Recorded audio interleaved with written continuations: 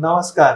आज आपल्या बरोबर ना आमचे ऑपरेशन केलेले पेशंट आहेत हर्षल मॅडम आणि त्यांचं आता 6 महिने झालेत ऑपरेशन विनासीलचं ऑपरेशन करून. त्यांना त्यांचा अनुभव आपण घेऊया की त्यांना काय होतं, काय त्रास होत होता आणि मग उपचार काय केला. नमस्कार हर्षल. नमस्कार. तर तुम्हाला त्रास काय होत होता? मला खूप त्रास होत होता. गेले 5-6 वर्ष होतं मला हे व्हेरिकोज वेन्सचा त्रास. सारखं असं रेस्ट करावं वाटायचं आणि फ्रेश वाटत नव्हतं. पाय दुखायचे, झोपल्यावर पाय दुखायचे. मोठे मोठे रक्तवाहिन्या पण होत्या ना एकदम, आठवतंय? हो हो, पाय माझा सुजलेला, भरपूर असं सुजल्यासारखं दिसत होता. खूप गाठी होत्या पायाला. आणि मग हर्षल आमच्याकडे कसं येणं झालं तुमचं? ते आमचे फ्रेंड त्यांनी सांगितलं, त्यांनी केलं होतं तुमच्याकडे ऑपरेशन आणि त्यांनी सांगितलं की खूप चांगलं होईल म्हणून. आणि ऑपरेशन केल्यावर खूप म्हणजे पेनलेस होतं, काही पेन नाही झालं. मी दुसऱ्या दिवशीपासूनच घरचं काम सगळं करायला लागली. आणि तुम्हाला आहे ना हर्षल, आता मी थोडंसं ते टेक्निकली सांगतो की तुमच्या ज्या वेन्स होत्या ना त्या खूप जास्त मोठ्या साईजच्या होत्या. तर युजली एवढ्या मोठ्या साईजच्या वेन्सला आपण सुईच्या माध्यमाने जेव्हा ऑपरेशन करतो ना, तर तेव्हा इधर ते लेझरची एनर्जी कमी पडते किंवा मग विनासीलचं जे औषध असतं ते हवेत इतकं पोचू शकत नाही, कारण की हे सगळं डिझाईन केलं असतं 5, 6, 7 मिलीमीटरसाठी.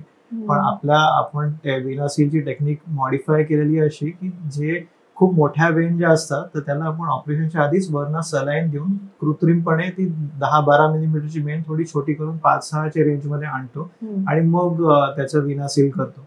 आणि हे तुमच्यात आपण टेक्निक यूज केलेली आहे. तुम्ही आमचे पहिले काही पेशंट होता ही टेक्निकचं आपण जेव्हा इन्व्हेंट केली, आणि आता हे आपण जे स्कॅन सिरियली आपण स्कॅन करून बघतो ना, तर तुमच्या दुसऱ्या-तिसऱ्या स्कॅन मध्ये आपल्याला दिसत होतं की असं छोटं छोटं होतं.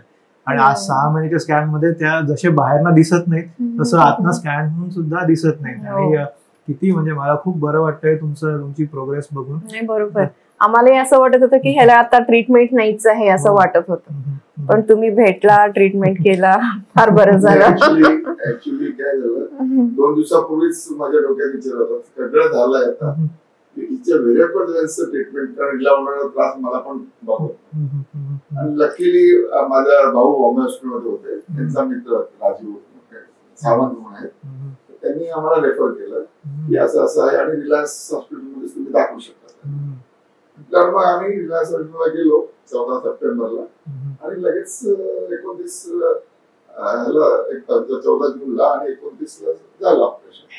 आता एवढं व्यवस्थित आहे म्हणजे पाय की एकदम हलके वाटतात, अधिक हलके वाटतात. नाही, खूप छान आहे तुमचे रिझल्ट बघून. मला खूप सॅटिस्फॅक्शन होतं की आपण काही काम केलं ते चांगलं दिसायला, आणि तुम्ही त्याची काळजी पण चांगली घेतली आहे आणि रेग्युलर तुम्ही सांगितलं तसे स्टॉकिंग घातले आणि खूप चांगली म्हणजे रिझल्ट आपल्या सगळ्यांच्याच एफर्ट्समुळे चांगला आलेला आहे आणि तोच कंटिन्यू राहील. असं थोडंसं ऍक्टिव्हिटी आपण ठेवली की ते चांगलंच राहतं. आणि आमच्या पेशंटसाठी काही मेसेज वगैरे असेल तुम्हाला? जे आता काय असतं ना की बाकी आमचे पेशंट असतात ते म्हणतात की तुमच्या आधीच्या पेशंटचा काही अनुभव सांगा. घाबरण्यासारखं काही नाहीये, एकदम सेफ आहे, डॉक्टर एकदम फ्रेंडली आहेत, त्यांच्यासारखेच राहतात, त्यामुळे काही प्रॉब्लेमच नाहीये आणि इकॉनॉमिकल आहे, ते महत्वाचं आहे. तर मला वाटतंय त्रास मोठा होऊन प्रॉब्लेम होण्यापेक्षा लवकर अटेंड केलेलं बरं.